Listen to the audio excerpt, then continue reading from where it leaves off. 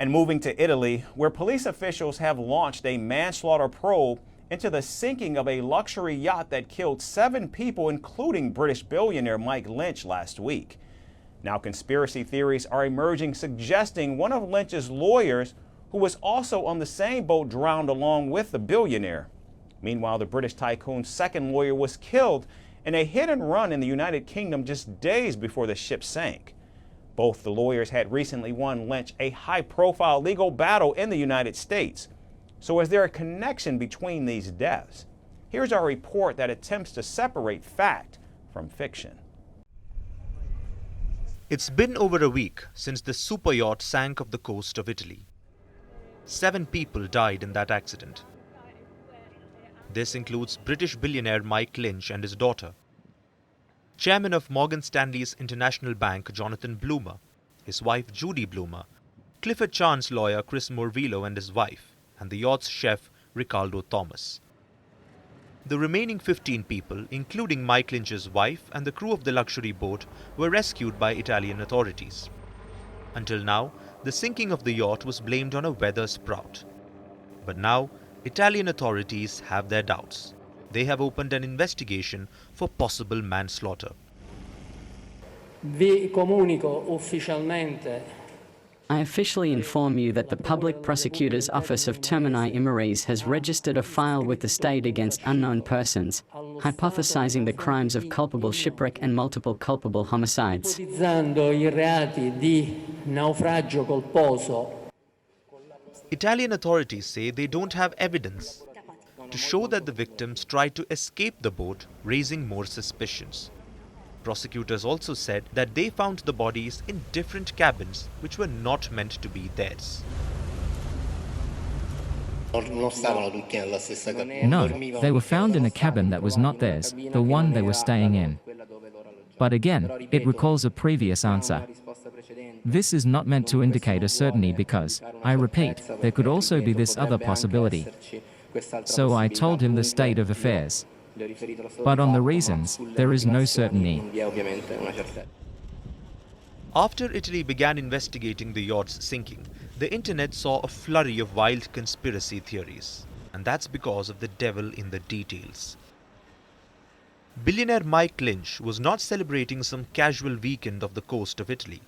He was celebrating his acquittal in the United States for charges of fraud over the sale of autonomy worth over $11 billion to Hewlett-Packard back in 2011. And one of the lawyers defending Lynch was Stephen Chamberlain, who was killed by a car in a hit-and-run case while jogging in the UK. That too, just days before the luxury yacht sank and killed Lynch. Coming back to the sinking, experts such as Stuart Campbell from Boat International say that a luxury yacht of this size should not have sunk while anchored. Social media users have come up with all kinds of wild theories, from linking Lynch's death to his lawyer Chamberlain, to US attorneys conspiring to kill the British tycoon, and even rival corporates removing some competition. Social media has been abuzz with conspiracies. However, the wildest one yet is that American celebrity Oprah Winfrey spoke about a sinking ship at the Democratic National Convention on the 22nd of August. When she quoted civil rights icon John Lewis and said, "No matter what ship our ancestors arrived on, we are all in the same boat now." Other theories claim that Americans want to retain the highest number of billionaires, and Mike Lynch was getting in the way. Some social media users said that the US government can manipulate the weather, so why wouldn't they be able to sink one luxury boat? Other questions remain about Mike Lynch's wife, Angela Baccaris. The luxury yacht was called Bayesian. The Bayesian is owned by a company controlled by Baccaris. And she survived the shipwreck. And not just her, several other passengers who had business ties to her and Lynch also made it out alive. However, Chris Morvillo, who had represented Lynch just recently along with Stephen Chamberlain in a legal battle that they won, did not survive the accident. So Lynch and both his defendants are no more, despite Chamberlain being almost 1,800 miles apart from Lynch and Morvillo. Netizens are saying it's a murder. The manslaughter probe by Italy is adding to the fire. Maybe they too have smelt something fishy.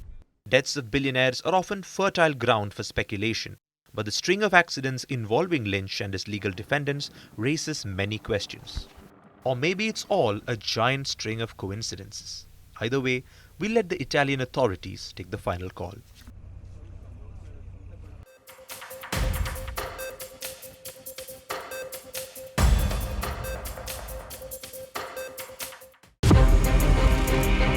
From impeachments to inaugurations, if it's a political story, we are on the scene. The race for the White House is heating up.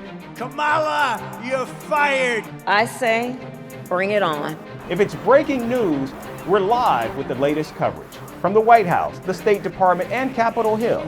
We know the issues, but above all, we know the players to bring you the latest in-depth analysis on all the key stories that we're covering.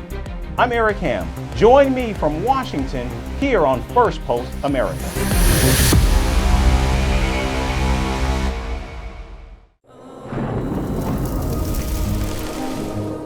Climate change is on our doorstep. It's time for a revolution to take root. And it starts with 1.4 billion Indians. It starts with one tree. One tree for humanity. One tree for Mother Earth. One tree for our future. Project One Tree, a News 18 network initiative.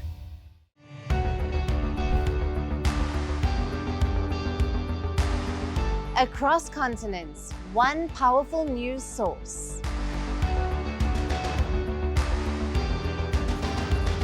Bringing you diverse perspectives on the issues that matter.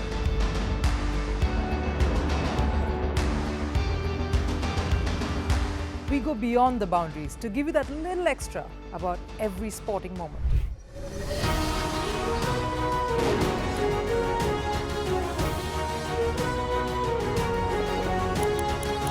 So thank you for making Firstpost 5 million strong. We're counting on your support, and you can trust us to bring you the news unfiltered and unvarnished.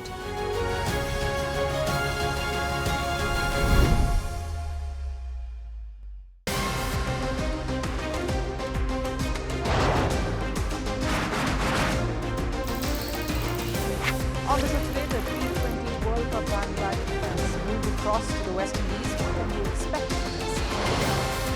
Hello, I'm Alison Green, coming to you from Durban, South Africa. Today we have a special show. Start with a report on India's shifting nuclear posture. The first time since India officially became a nuclear power. Hello and welcome to Firstpost America. I'm Eric Ham, coming to you live from the nation's capital